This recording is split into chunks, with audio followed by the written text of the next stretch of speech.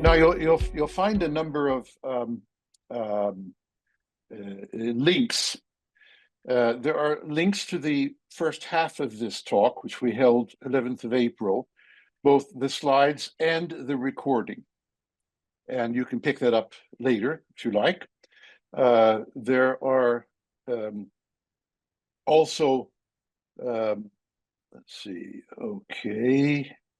And there are also, there's also a link to the book called StrategyRing, which is 370 pages. And that's what the first talk, chapter 1 to 4, and this second talk is about up to chapter 18. I'm going to summarize parts of the rather large strategy book and hope people at least want to dive into some parts of the book that interest them after this talk. So you can pull up the book now. You can pull up the old slides. You can start listening to the video the next quarter of an hour. And these slides are, of course, on the left-hand side, strategy talk 2 or the QR.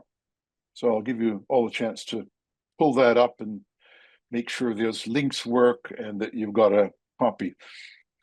As usual, I have a bad habit, a good habit, depending on how you think about it.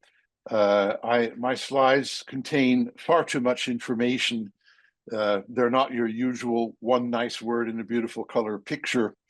I like to put a lot of content into the slides, and then I comment on them briefly, and then people who want to go back and study them have enough text to figure out what I was trying to say or wanted to say by looking at the slide.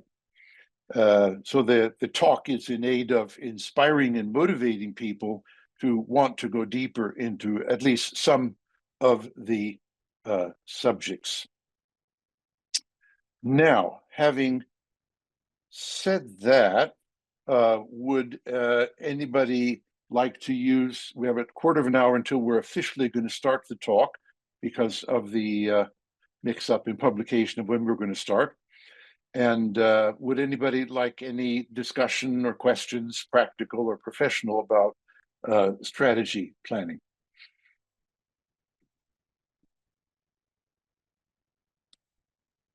I have a question about stakeholders. Yes. From reading your book, are competitors part of the stakeholders, and what would their values be?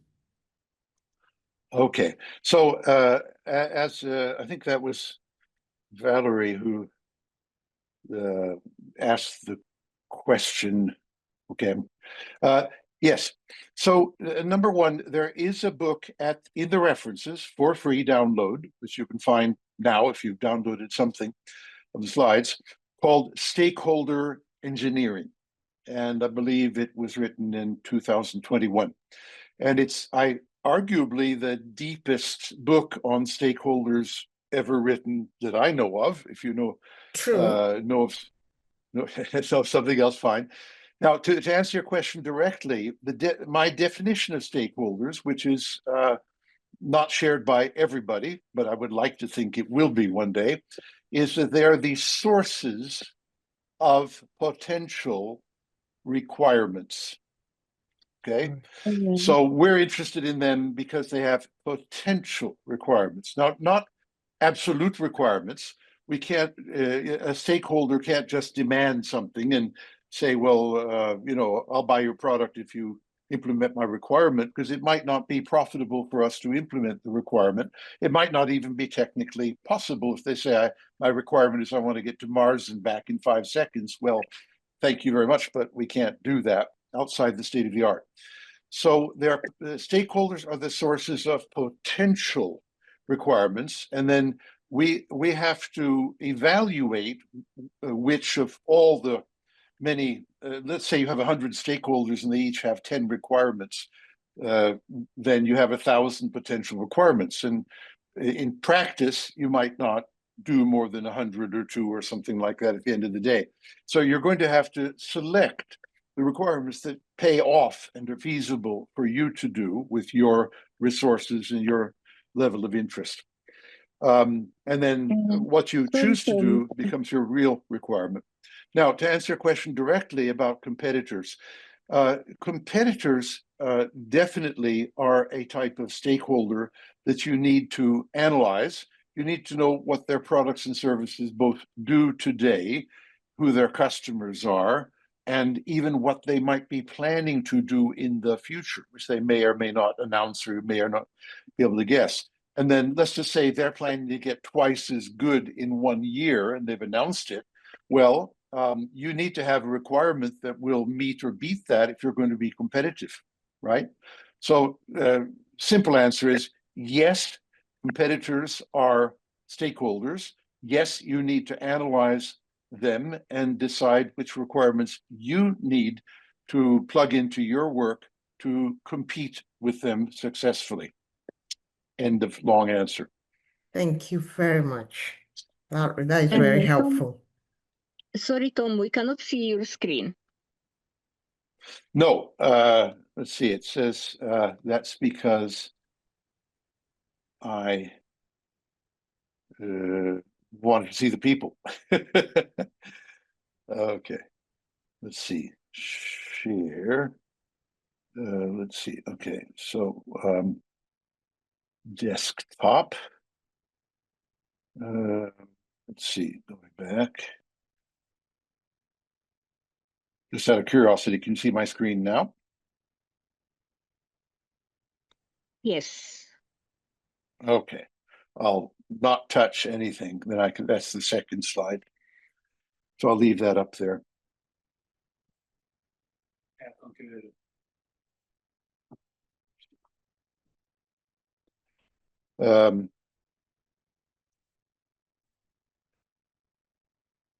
Okay. Just a moment. Tom, can we talk about the decomposition?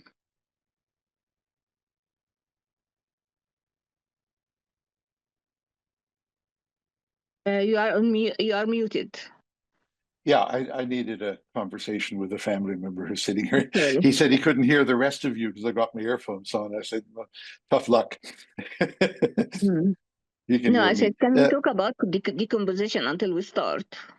Oh, yes. Okay, decomposition, favorite topic. Let's see. There we go. Okay, so, oh, Joy. I think I know who Joy is. Welcome, Joy. Decomposition. I have a here come all the people who think we're starting at 6 o'clock.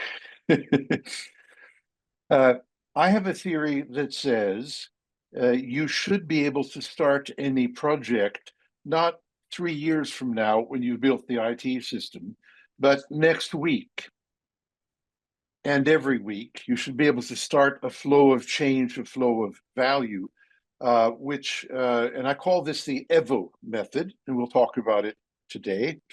But the EVO method then assumes that big strategies can be decomposed into a series of smaller strategies, and that these smaller strategies can be implemented early to get early value, to get early results, to get early feedback and correction.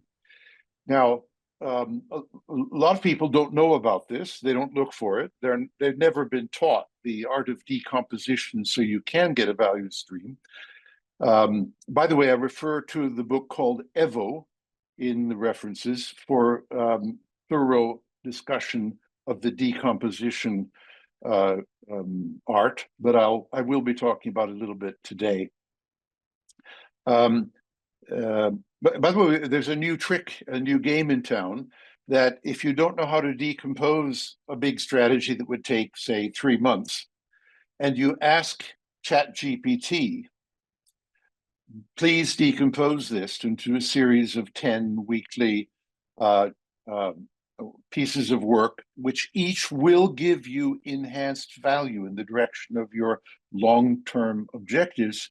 ChatGPT or any other AI bot will do the decomposition, especially if you make quite sure that they don't decompose it into a series of work tasks, none of which give any value. You have to, be very precise that each decomposition they do is independent enough and enough of a systems thought that it will in fact deliver some value, like an increased quality or reduced cost or something like that. So long story short, we can use AI to decompose quite well, better than most human beings. But on the BCS courses we've held, it usually takes about a half a day to teach people decomposition, teach them don't decompose, so you have a series of work processes, like have a meeting and agree to that, which doesn't usually deliver value. You have to have a step which, when implemented on the old system, actually improves the old system. So that's the sort of short answer. Is that okay? Any other questions or any follow-ups on that? Thank you.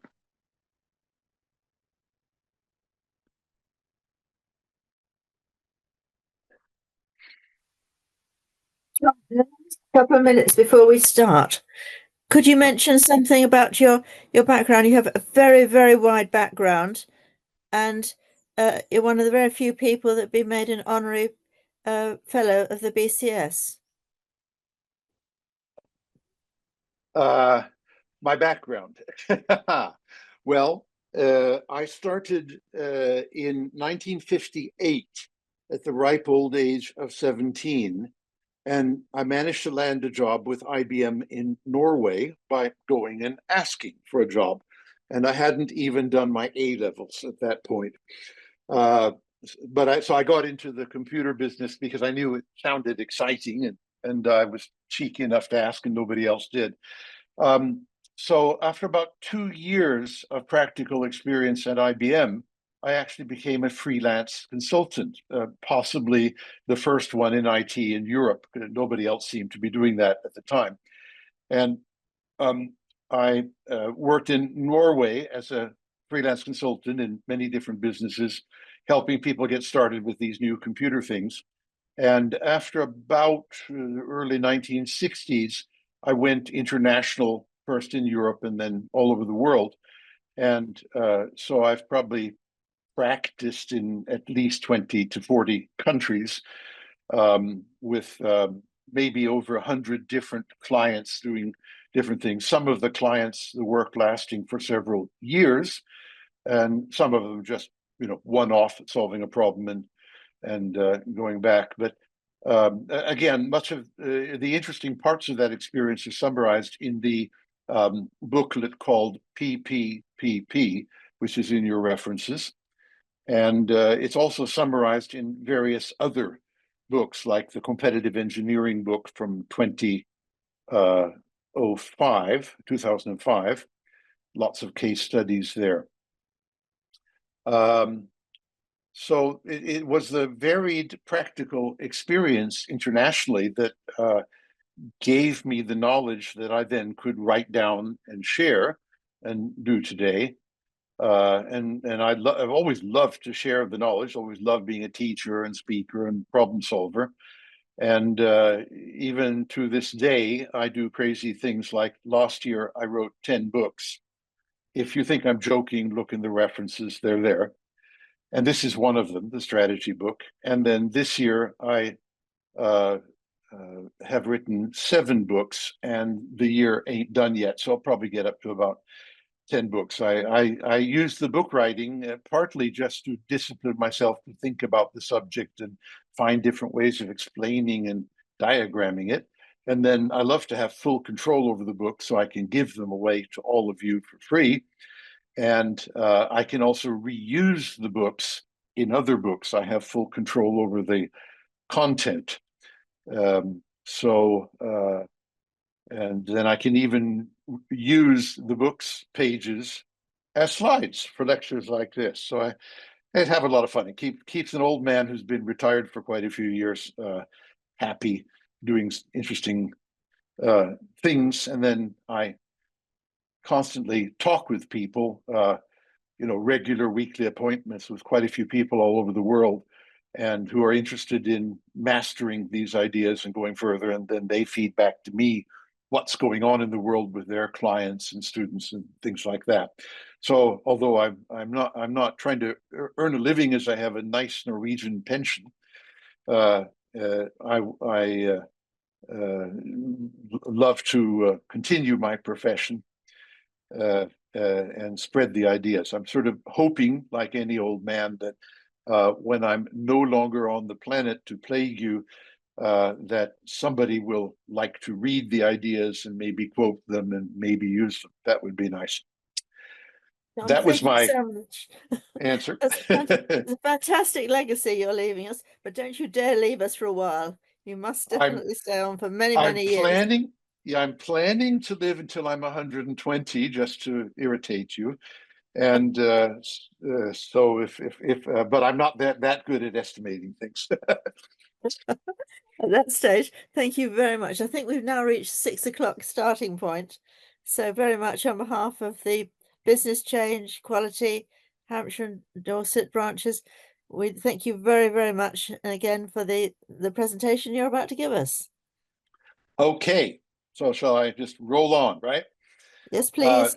Right. So here's the first slide, and I'll rest it a little bit. I'm going to talk for about an hour, and not more than an hour, and then we'll turn it over to questions for up to a half an hour. So do prepare your questions.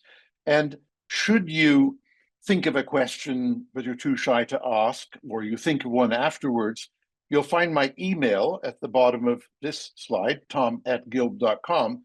And I'd love to hear from you. Don't be shy. And I'd love to answer your questions privately, absolutely free. And probably I'll refer you to some of my writings for more detail on the questions. So on this first slide, we first have the QRs for the part 1 of this talk, which I held in April. So on the right-hand side, the slides, if you'd like them, and on the left-hand side, the video, which I've just listened to again today, and it's perfectly good introduction to a lot of the terminology, what is, in my opinion, really a strategy and what should strategy be about. These slides, left-hand side QR or the tiny URL, and then everything is based on the book called StrategyRing, and there's the tiny URL for the book itself, which you also find in the back in the references. So I, take a quick photograph of that or something, and you have access to everything in writing. I've probably got about 60 slides, so that means I've got to go at a pace of about 1 per minute and just give you an overview, try and jolt you a little bit, and really, I hope, trigger you into learning a bit more, reading a bit more, asking me a bit more, things like that. Now, here's an overview slide. In the center is a thing I call the EVO cycle. It starts with stakeholder analysis. It then says, what are the values of the stakeholders? It's sort of a plan, do, study, act cycle with about twice as many features in it. Here's the actual strategy plan specification.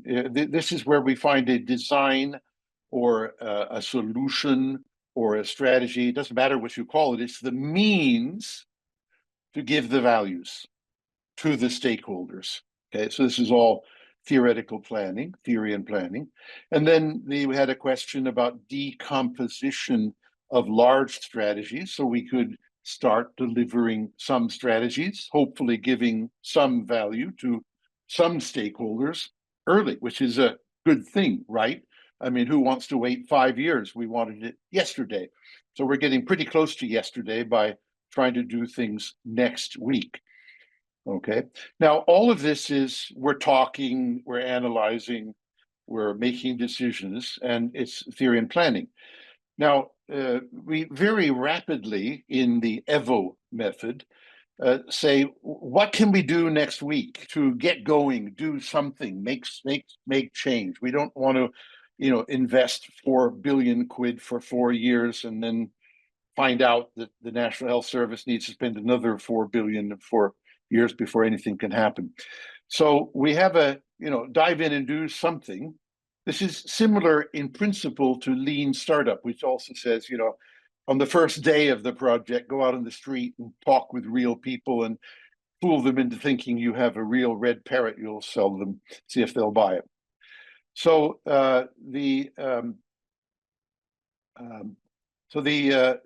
based on this early planning where we've decomposed and we've maybe got something we can do in a week, we'll develop it. This could be coding and testing on Monday and Tuesday, and then deliver. That means integrate it into maybe not the whole national health system, but maybe for one doctor's surgery who's said you can use me as a pilot or experiment, but to reality, not pure testing. I mean, real stakeholders on the other end of it. And then measure and get feedback on, did we in fact deliver the value we imagined we would? In other words, did the strategy work and deliver the value we were supposed to deliver or not? If not, well, we haven't understood it very well, and good thing we didn't spend 4 years and 4 billion quid on the wrong thing, which people actually do on health systems in various countries like Britain and Norway. And anyway, we can learn. Learn means, aha, it worked. Do more of it, scale up. Or learn could mean it didn't work, and we need to find a better strategy ASAP. Or learn could be some of it worked, some of it didn't. What didn't, let's think about it and fix it. And then we continue this cycle. So this cycle is in principle and simplified a weekly cycle, the EVO cycle. And it works very well in practice, as my case studies in the PPPP book mentioned. For example, the whole of Hewlett-Packard started using this 8 decades ago, and it, to my knowledge, used it for many years successfully, and studied it academically and found that it was academically, delivering value and things like that. That case study is in the PPPP book. Okay. Now, I mentioned at the in my talk in April that we've begun writing a chapter 5 in the book, and it was about the arts. And what do we mean by an art? Well, we mean more like an art or a craft, like listening and praising and visualizing, which I'm going to talk about later, and politics and leadership and all these nice things. And I've been very, very focused on the engineering methods, which are listed here. But it turns out that for every engineering method I can teach, there is an art that most of us know something about, and some of us try to learn more about, listening to a family member or something like that and praising a family member, and maybe listening to our co-workers and praising our co-workers. And it turns out these arts are necessary. Most of us can learn to do most of them better, and they actually feed into it. If you're going to do stakeholder analysis, you better be a good listener. So I thought it was interesting to catalog the arts and their corresponding engineering methods. And I think one book I might write by the end of this year is about the arts, although I'm really not very good at them. I'll probably learn a lot if I try to write a book about it. I have to do the research. So that's a little introduction to the chapter 5 on the arts, which we've used a bit of AI to help us go more deeply into these things. So here's a table of contents of the book. And then on the previous part 1 lecture, I mainly did chapters up to 4. That was the planning arts, which had just been written when I held the lecture. Here's a couple of chapters. A couple of friends of mine are going to write, hopefully this summer. And then this lecture will be mainly about, if you like, chapters 8 to 18, which are chapters that got written later. So I'm going to what I'm going to do is each chapter here has 10 or 20 pages, but I'm going to pick 1 or 2 or 3 pages, give you a high-level overview or taste of these different chapters, and hope you'll want to go to the book and maybe read more about these things later. So here is chapter 9. Now, chapter 9 is about visualization of strategy. And here you see one of my visualizations, which I use quite often. We'll talk more about that specifically later. But it all started by one of the AI systems did a comparison at my request of the good Simon Wardley and his Wardley mapping. And it said, well, Wardley mapping better than Tom's methods because it's graphical and it gives you a graphical picture of what it's doing. And I thought, that's not true. I've got lots of graphical things like that, but maybe I don't make it clear. I mean, Simon, says the word mapping in his method. I mean, the fact that it's graphical is number 1 on his agenda and maybe the main feature. And for me, the visualization is secondary to everything else that's going on. So it turns out in my planning language, or planguage, which is the basis for everything here, I've got lots of well-defined graphical ideas. Here's the good Simon, and here's some kind of a Wardley mapping, which admittedly Simon didn't do it, the AI did it, that, well, I think it's better than nothing, but actually I'd like to think I have something better. So here's an example. Now, we have a tool called ValPlan, built by Richard Smith in the UK, who was worked, and he allowed us to use it a lot on the different BCS courses for training. And what it does, it captures information about stakeholders digitally, information about values digitally, and information about strategies or architecture digitally. But then, since it's a digital system, it can do funny little things like it understands that, this stakeholder had this value, which resulted in this architecture. And it can literally draw a map and keep the map updated. And I think that's a lot more, rich. The fact that it isn't just a map that you draw, but it's a map that gets drawn as a free secondary effect of you just putting all your detail into the ValPlan system. So that's one example of how we, if you like, the modern age says we need to digitize things and not just draw them. Okay, so here's another form of visualization. Now, I've already introduced you to the EVO cycle. So that's a major visualization, like the plan, do, study, act cycle of Deming and Short. Here's another one we've seen very briefly. In the planning language, I've actually defined that things like strategies and designs are a rectangle. And things like values and costs are an arrow indicating variability. So here we have an arrow of a value or quality like security, and here's the goal level.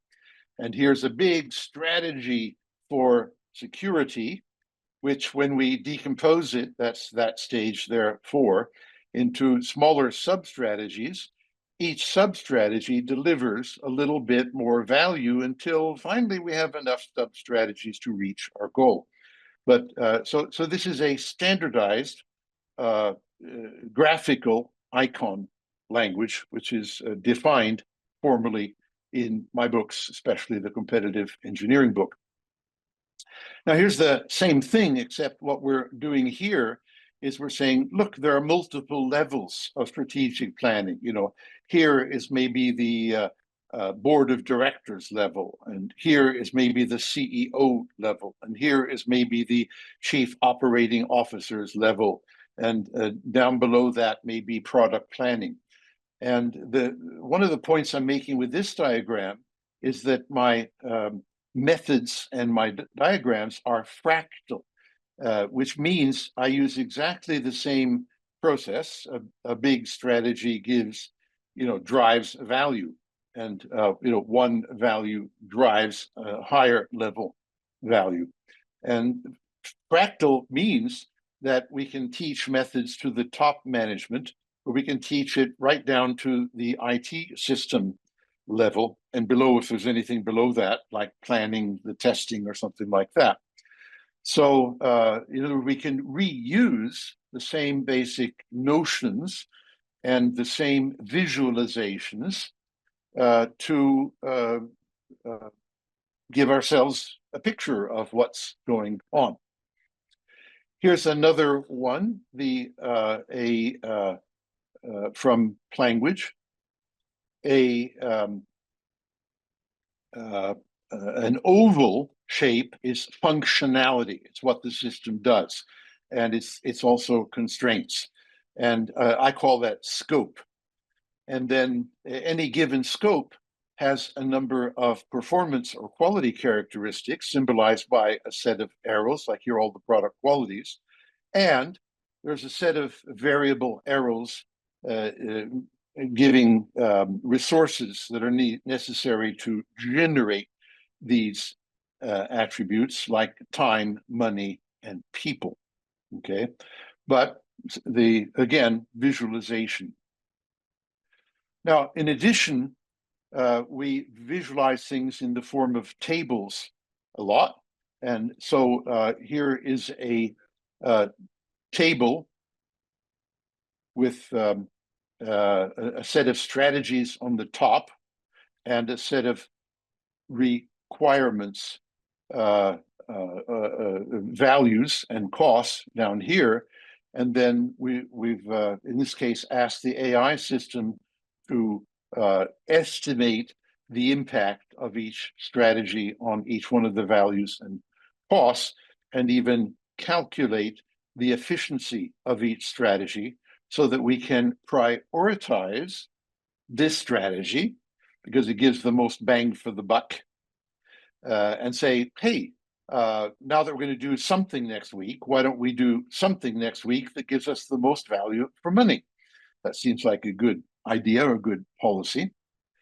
But we can visualize a fairly complex thing. 100 different interactions can be visualized on an impact estimation table. And you can have any number of these. You could have 100 times 100, I guess, but that's a little bit unwieldy. We tend to decompose things to about the size of a page. But this is extremely well defined. Like all of these values are quantified on a defined scale of measure. They're not just nice sounding words. And these strategies are also defined more clearly elsewhere, and we're just using the tag of the strategy. Here is another example of visualizing things. I've asked my AI system to, for a given problem, generate a set of the top 15 stakeholders, and it does so. And I said, by the way, would you mind telling me which values the top 3 values of each one of these stakeholders? So it simultaneously, within 1 minute, of course, generates an interesting set of stakeholders. We can modify that, add, subtract, but it's generally better than most human beings are, certainly within 1 minute. And we get a pretty good idea of which critical values they have that we might consider delivering. Remember, they're potential values. So the table is one way of visualizing the stakeholders and their multiple values. And just for fun, I've added the EVO cycle onto the table, saying, well, this part of the EVO cycle, that's these stakeholders, and this part of the EVO cycle, that's all these values. So we have, in a sense, 2 visual methods of helping people connect and understand and see things. In strategy planning, people talk often about their visions and their North Stars and long-range things. Here's a North Star. I'm not a big fan of that, to put it mildly. I believe that even long-term visions can and should be quantified what is your goal in 10 years? It doesn't mean you have to, it's fixed for 10 years. You can adjust it as you learn. But I still think that instead of having a North Star idea, like we're going to be the best in the whole world, which isn't really very helpful, we say we're going to be the best in the whole world on these qualities at these levels within 10 years using this scale of measure, these scales of measure, and using these ways of measuring is still, we can generate a draft of it in, for free in 1 minute on an AI system, which this was done on. And we can, say that's our North Star. That's our, but it's a lot clearer what we're talking about. And we can have endless interesting debates on the brand reputation and how to measure it and how good or bad it is currently, and the minimum we should aim for in the short term, 3 years, and what our long term is. I think this helps visualize the vague idea that so many strategy people have of their North Star. Now, given that we have a set of values like that, the long-term values, here symbolically, we have the, a value objective. We need to find some strategies, which is what I guess strategic planning is all about. And we need to find strategies that are good enough. Now, by the way, one of the conventions in my visualization of strategy is that the breadth of the strategy rectangle indicates the degree of effectiveness on a given value. In other words, how much value gives. If the goal for the value were here and the strategy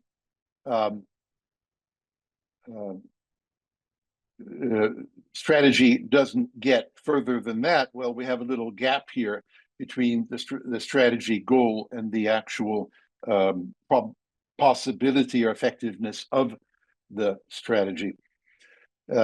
So we can visualize the gap, and that means more design or better design of the strategy is necessary, or we can just take a chance and plug it in early, and maybe it's better than we estimated and really do get to our goal, and maybe we don't have to improve it if it really is better.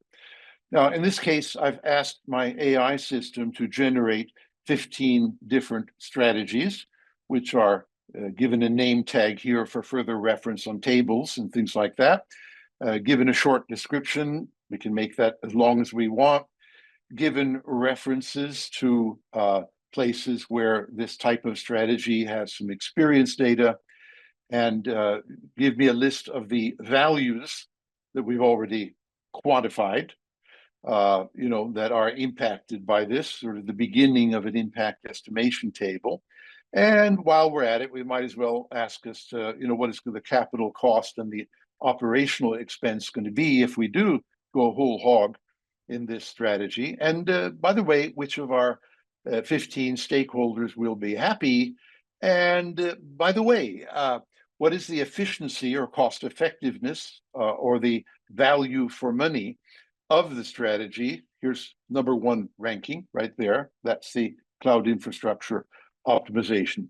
Isn't that nice? I mean, for free in about 2 minutes, I get a picture much more intelligible and systematic than anything I've seen in any strategy book, which we'll be talking about some of them later.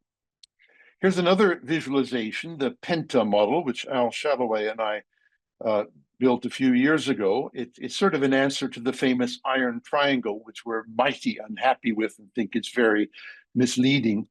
But for our purposes here, it emphasizes 5 major ideas, several of which are just not in the iron triangle. And one is the idea of designs. Another is the idea of values, all the qualities. There's the idea that you need to design your values. And the other is the idea of multiple resources, not just time or cost, but there could be any number of different classes of resources. And there's the idea that the values over resources are a thing called efficiency, which is a very good way of understanding and prioritizing what's going on. And here's that conventional idea of scope, which is like the functionality of the system. Here's definition of everything, and there's a paper on it, but this is a way of visualizing 5 major ideas. Here's another thing, it's called ETX. It stands for entry, task, and exit. It's a method developed at IBM by friends of mine, maybe based on some earlier industrial processes. But it's based on a very simple yet powerful idea, which we're going to go into more about more deeply. But it's also very graphical. It says, by the way, here's my language symbol or graphic for a process. It's a rectangle with a little arrow indicating round and round and round and round. And we can have, this standing page-like thing means set of data or rules, okay? So I can visualize that these are different pages of data. And we have a thing called entry conditions. When are we allowed to start? We have an entry process that looks at the entry conditions and says, are we ready to roll? And if it says, fine, ready to roll, then we can do a task, whatever, anything, according to a defined procedure. And then when we think we're done, and here's the definition of done problem that Agile people have been confused about for many years. We start an exit process, which looks at a set of exit conditions, which basically are the definition of done. And there could be 10 different exit conditions. We'll look at examples of them later. They're published in this free book here. And if we clear the hurdles, like all 10 exit conditions, then we can release the output document we produced in the process to other processes. Like this could be producing a requirements document, which is good enough to exit to a design or strategic planning. So, but this is my point here. We'll look at it more later. But my point here is that it's a very graphical way of understanding any process at any level, management or technological. And I commend it to your attention. In language, I took the opportunity of defining 700 different terms. They're in the glossary. And the glossary is in CG, or concept glossary in the references. And then I have took every term and I said, let me make a graphical icon. So here's a simple graphical icon of a process, a rectangle with an arrow in the upper left-hand corner. But I said, by the way, let me also have a keyed icon. That is, it's on a normal keyboard, which is very convenient. And this keyboard becomes a language independent of any human language, really. It's based on Bliss symbolics, and I leave you to look that up. But it's a language sort of like Chinese characters, which is independent of the spoken language. So so this is a pure graphical language, which you can use. It's sort of like mathematical notation, very similar to it, and you can use it to express systems ideas. Like if I do this requirement thoroughly, I'll get I'll need to find these designs or something like that. So this particular scale thing is taken right out of Charles Bliss's iconic designs. So worked hard on it, but never really completely finished or published it, but there's a publication about the plicons, or the language icons. Here's some more. It's a mixture of the icons, the keyed icons and the graphical icons, which is convenient. Okay, all done with that.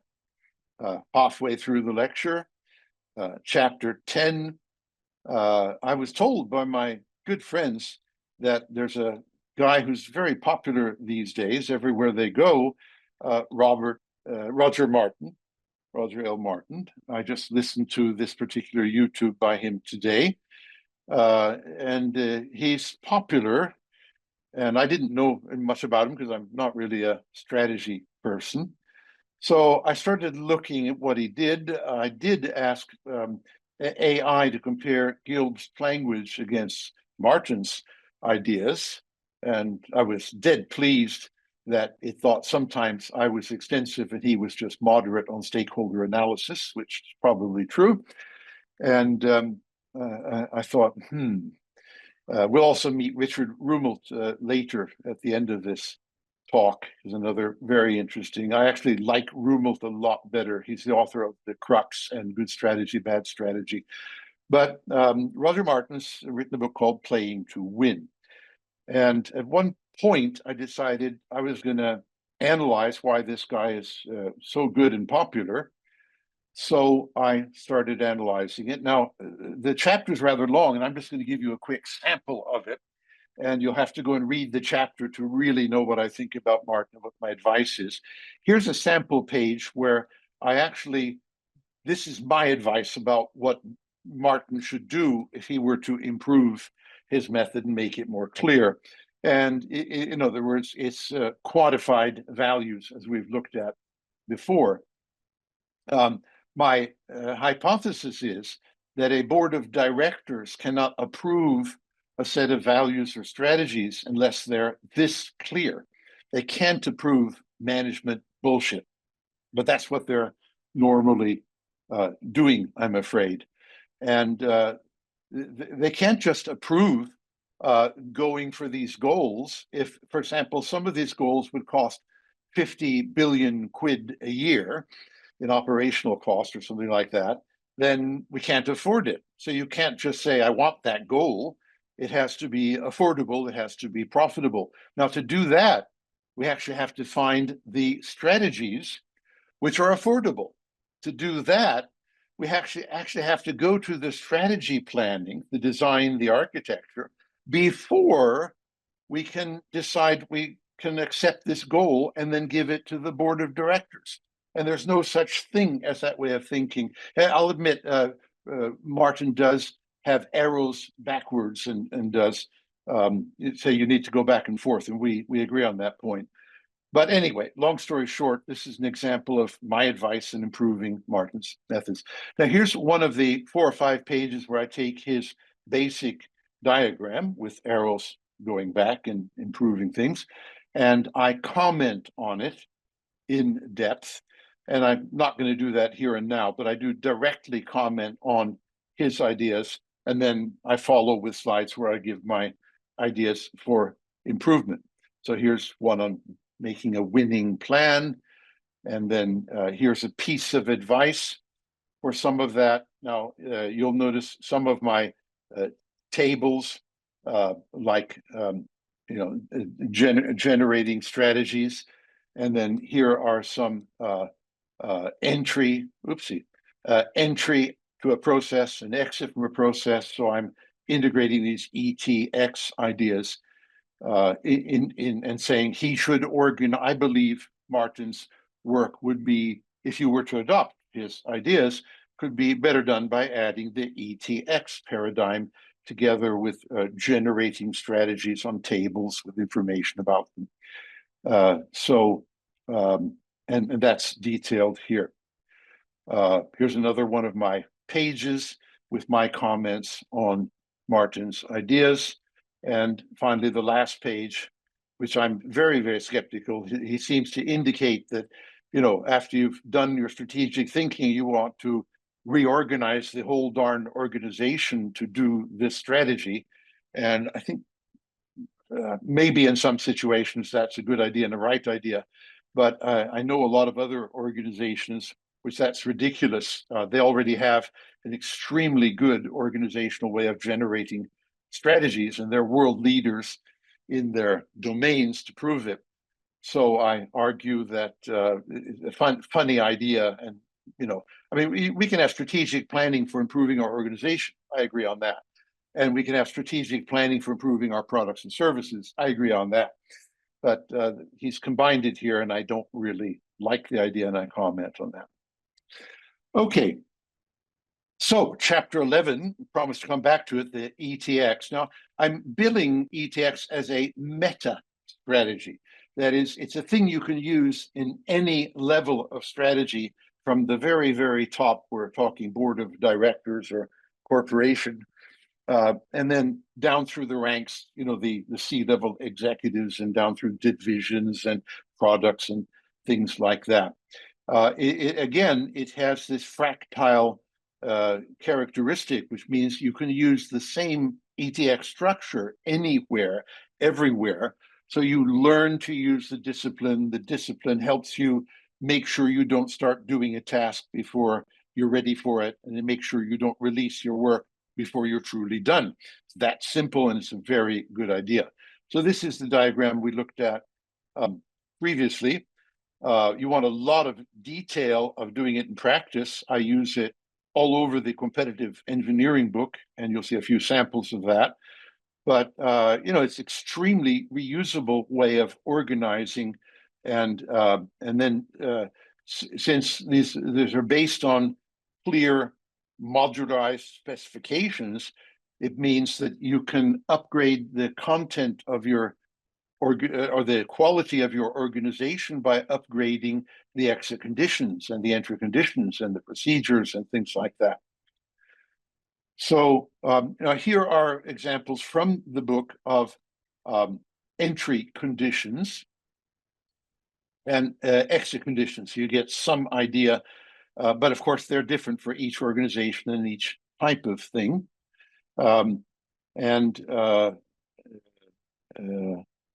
So yeah, just examples, but they'll get you started. The thing we notice about the examples is that they are in fact standards for your organization. They in fact can be changed and improved when we find that lack of good entry conditions is a root cause of people starting to do work prematurely and screwing it up, or delivering work which they shouldn't really deliver. So you can upgrade. The answer is, how do you change your organization? The answer is you upgrade your entry and exit conditions is one option, and see if things get better. Here is another thing. When you're doing a procedure or task, if you're writing something, as in writing requirements, writing code, writing test cases, writing design, then there should be a thing we call rules. And here's an example from the competitive engineering book for rules for technical and management specification. That, for example, they should be clear and simple and not be fuzzy. And if you've got some comments, they should be clear to distinguish for the real thing.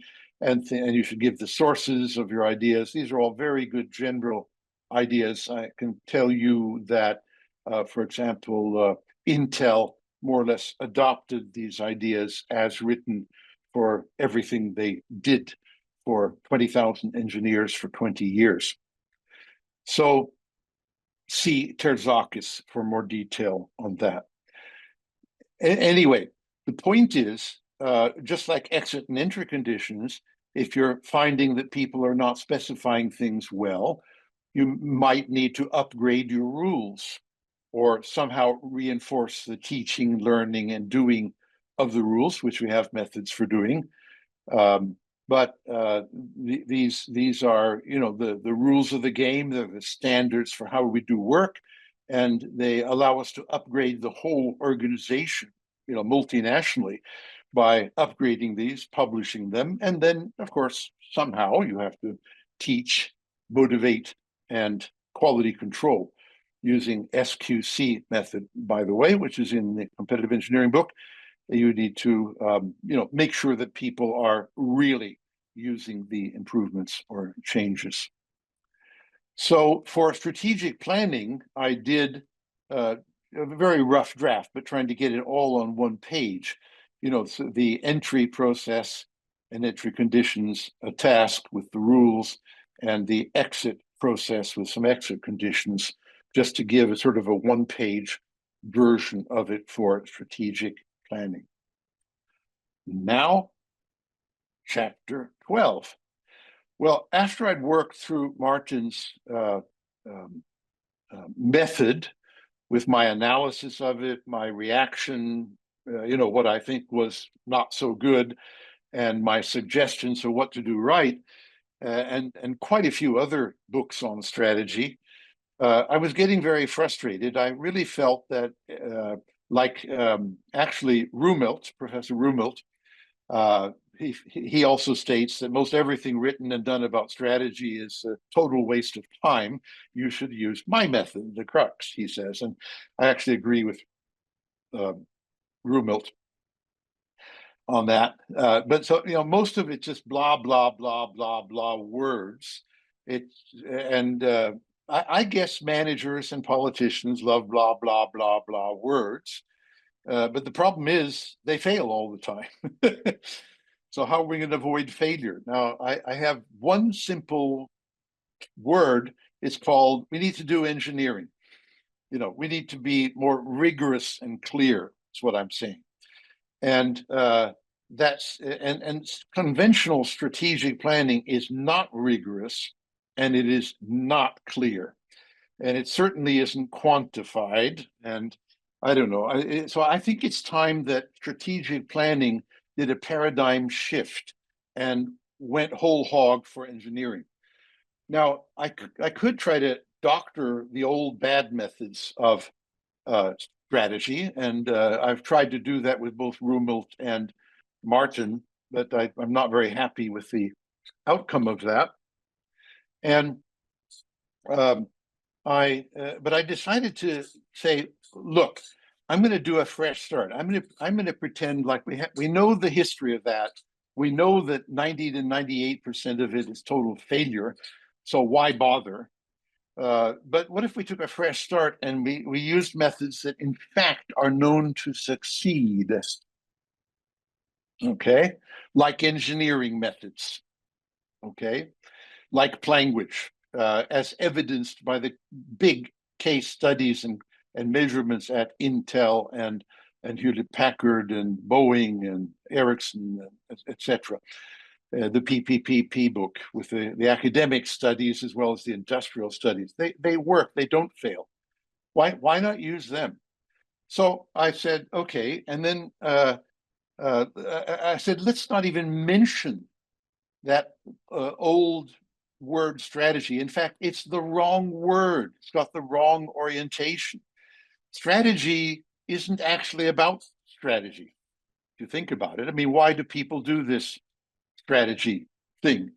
And the answer is always, as far as I can observe, tell me if I'm wrong, they want to improve some values for their organization or their product.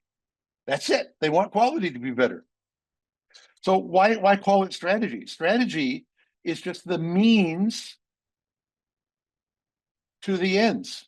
Why not focus on the ends? Most everybody with their strategy method really does say that. We should start with a North Star or a vision of the goals and then find the strategies. So why this word strategy? Why just let that word disappear? Call it the means or the organizational architecture or something else. It's a borrowed word from the military, as you all know, I'm sure. Let's call the method value improvement. Okay. Now, there's a second thing, which I just this week discovered, that my old friend Joseph Durand, and here is a big, thick book by Joseph Durand, and it's really thick. Okay. But I knew he wrote the Quality Control Handbook, but I didn't know he wrote a book about how to get quality by design. So I acquired the book. You find free copies. You go to internet archives and things like that. And it said at the beginning of the book, in the early 90s, he was trying to put together a method that could be used for organizational planning. But the feedback he got from different organizations, like the large automobile manufacturers were amongst them, was that, hey, can't you put together a method that isn't just for top-level organizational planning, which we know today as strategy? Can't you have a more general method for planning anything, like our products and our services? So he actually changed this book and the method and did exactly what I decided to do with the VI, value improvement method, and said, why have a strategy method for strategy and product, use Scrum for product management or something like that? Not a very good idea, by the way, but people actually have product owners in there. And why have totally different methods branded totally different way when they're all really about the same thing, about having a set of values that you want to get better and figuring out what things you need to do to get there. So I cite now for the first time Duran, 1992, of doing exactly, trying to do, not as well as I believe I've done here. We can certainly have discussions about that. Great respect for Duran and his work, but the trying to do exactly the same thing to combine strategic planning, project planning, and product planning into one discipline. You can choose Duran's if you like. You can choose mine if you like. They're both free. Okay. So here is the nature of the VI methods. By the way, I had a bit of fun with VI. Of course, it's the Roman number 6, and that's a symbol of completeness, beauty, high ideals, and luck. And it also symbolizes balance, responsibility, and I'm very interested in those things. Okay, and it actually is the Norwegian or Nordic word for we, which I like. It's about teamwork and stuff like that. Well, anyway, just having a bit of fun. Now, here's an overview of what the value improvement method's all about. And every one of these has at least one page of detail. I'll show you the page of detail for system on the next page. But I just highlighted the multidimensionality of it. Not one North Star, but 10 or 15 values. Not one customer, but 20 stakeholders. I'm a great believer that we have to deal with multiple factors simultaneously, whether we like it or not. It is logically necessary for avoiding failure and necessary for succeeding. Okay, so here's that first one, a little bit more detail on systems. Again, we IT people have a tendency to focus on the code and coding, and then there's a gang that focuses on the testing bit, and then there's a gang that focuses on the UX, and it's a little bit fragmented, but everybody over specializes on their things, and people aren't really very good at what is known as systems engineering. For example, to what degree do Scrum people learn about contracting and bidding and motivation and motivation of whole organizations? Okay, and all these things need to go into a thing I call the system. I think it's time that we took this word system a lot more seriously, even when feeling that we're the IT people, we do computer programming on computer hardware. So I did a quick little example of the value improvement methods, and I took a case study. I said, pretend we're an AI organization like ChatGPT or Grok, and we're going to plan the organization. By the way, there's a fascinating book to recommend highly to all of you. There are some called Stellar, and there are nice videos about it, which you'll find in the Stellar cross-reference. Okay. Anyway, I accidentally pushed the go button before I meant to, and it gave me some very good advice on how to plan the artificial intelligence company system on one page. And I thought, no, even though I didn't intend to get it, I got it whether I liked it or not. And it's pretty good advice. And in fact, It's a one-page summary of how I would plan anything with value improvement. But here are the stakeholders,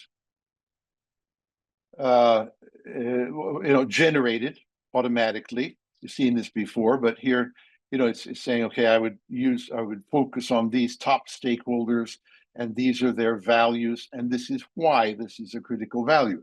Here's another value. This is why. So it's a very good instantaneous basic suggestion of, if you're going to start an AI company, and isn't everybody doing that these days? Got to do something instead of Scrum and Agile. So why not AI? And I'm teaching you how to use AI in your consulting and teaching, because that's what I do now. Okay. And then I also have a page where I'm saying, why is the stakeholder step necessary? And I've got a lot of very strong reasons why. For example, I was reading Duran's book in quite some detail, and he doesn't mention the word stakeholder. He has external and internal customers. And the external customers, he says, they're not customers. Okay, why are you calling them customers? He doesn't really have that word stakeholders at his fingertips, even though he really is talking about. In fact, Duran is very good at detailing stakeholders without saying the word stakeholders. He really does write a lot of really good stuff about it. I recommend it. Anyway, I try to give the argument of why do this. And then I ask AI to give me, the top 10 values of these stakeholders. Here are the stakeholders affected. Here is the scale of measure, because we're going to clarify and quantify. Here's how we're going to measure in practice.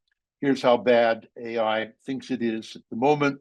Here's the minimum short-term level in a couple of years we need to try to get to. And here is our long-term goal in, say, 2030 or anything like that. And then here is my reasoning. Why is this step necessary? By the way, it is engineering. And when I'm doing stuff like this, quantified tables all over the place, that's, in simple terms, what we mean by engineering, instead of wordy, fuzzy, blah, blah, blah, which managers seem to like, except when they do spreadsheets about profit and loss. I also recommend, and asked AI help to do it, that even though it had a top 10 values it should go for, that it should generate for me the next 10 values. I call them deferred objectives. And it should, we need to keep a list of possible objectives that people have suggested, but we haven't even evaluated yet. And we need to keep a fourth list of rejected objectives with why it was rejected, because maybe things will change and we need to get back to them. So there are 4 different classes of objectives, some of which the AI system can help us with, the top 10 and the next 10, and then some of which we need to keep track of in other ways. But I think it's a very interesting idea. I've begun to practice this the last few years, of having these different classes of objectives floating around, so that we didn't, for example, a big mistake if you reject an objective and then you don't document it, nobody knows why, and then they keep on revisiting it and maybe accepting it without understanding why it was rejected, getting kind of messy. I think this is a very good practical idea. And then please generate the top 10 solutions. And by the way, do a little impact estimation table. Which objective do we impact with this, and what degree do we impact it? 80 or 90% is pretty darn good. We only need a little bit more, and we're practically at the goal. Oh, and nice to get a little idea. If it says here, 10 million euro in capital cost, and we have no such thing, we realize right away that we can't actually use this solution because it's too darn expensive. So enough of that. And there's more about the deferred priority solutions, which I got AI to generate for me. And we can have discussions. Should we take some of these deferred priority and try and do them in the first year, the short term? Or should we, in fact, acknowledge them, but say, you're not going to get them right away? Then, of course, there's the question of how efficient the solutions are, because we'd like to start doing the most efficient solutions or strategies first. So here's a little piece of information: the impact, that's how good it is, and then a cost, the capital expenditure, that's how much it's going to cost, and that will help us prioritize maybe doing this one if it's got the best ratio of some kind of effectiveness over some kind of cost. And then we can say, let's develop that one, deliver that one, measure that one, learn whether indeed it's as good as the AI system thought it would be. And if not, let's learn and keep on doing this cycle maybe on a weekly basis. Okay, so here is decomposition that was asked earlier. And we simply took this one of these and said, please decompose it, and the exec engage solution. And here's a decomposition done by AI, and hopefully all of these will deliver value. They can be done. I asked to do a monthly one. I could have asked for a weekly or a daily. You get whatever you ask for here. And it increments the value, not by a whole lot, but 5% every month for a year is practically solving the whole problem in a year. And in a half a year, you might get a little Pareto, as Duran titled it, Pareto result of 80% of the problem solved in 20% of the time, something like that. You can ask the AI system to indicate what kind of specialists you need for each one of these decomposed things. So you can prepare, hey, on month 3, the data analyst has to be part of the team and the executive sponsor. So here, the last 2 slides are a little, I've asked it, how long time is it going to take before we satisfy the executive engagement stakeholders, and it gives us some estimates for that, which is, that's delivering this one strategy.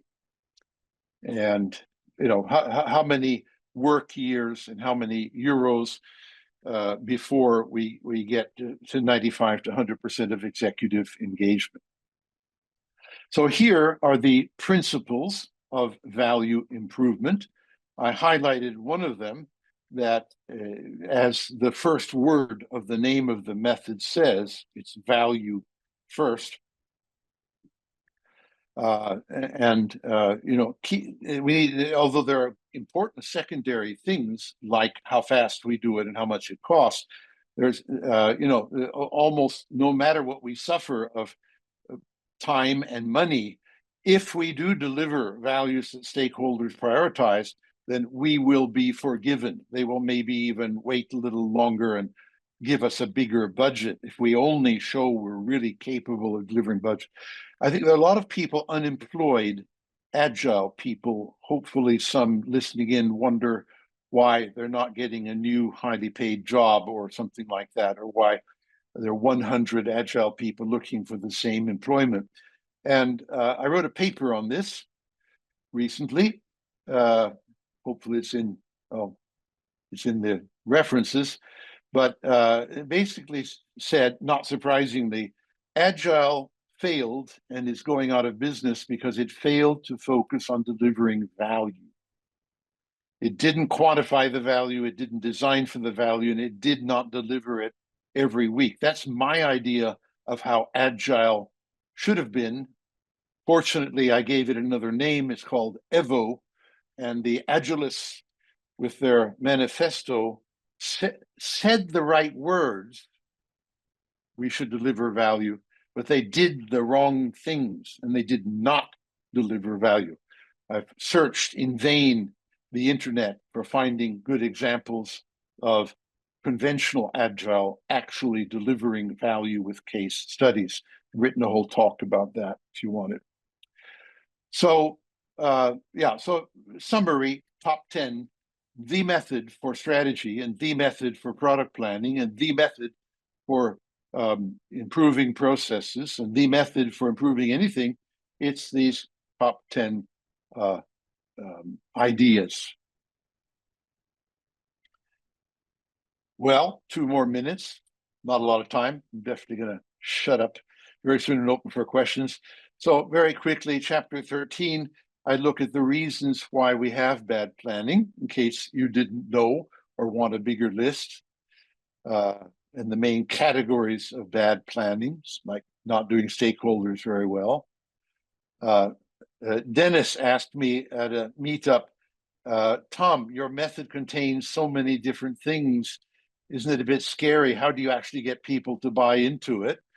And the answer is very simple. It's mostly free, that helps, and you can demonstrate next week that it actually works. That helps, and if you know how to do it, if you know how to decompose and deliver, and that's how you get in the door. You convince people that it really works, and when they're very, very tired of the agile transformation that cost a lot of money and didn't give them anything, they might just let you in the door. We don't have time, obviously, but I can show it to you, for 4 different chapters, which actually critique Richard Rumel's book. And I like a lot of what he says, that you really need to spend time up front. And that's what Jobs to be Done also does. Going into depth, getting, if you like, your requirements clear. I was a little bit shocked to find that Rumelt was obviously old school, big bang waterfall and had no idea of how to deliver things incrementally. So I wrote a very long chapter for him on how that would play out, most of which I published in about 1985 or 1976, but he wasn't reading my books. That's the EVO method. And he also shocked me by saying there is no magic calculator connecting strategic choices. And I said, you've got to be joking. That's called an impact estimation table. And that's part of language. And I've been doing it for 20 or 30 years, including when you were a young student at Berkeley. And your professors were using my methods, but you obviously didn't learn them. And I published such things in 1988 in Principles of Software Engineering Management. Isn't that enough? So almost got through the talk in an hour. Have to make note, go more quickly.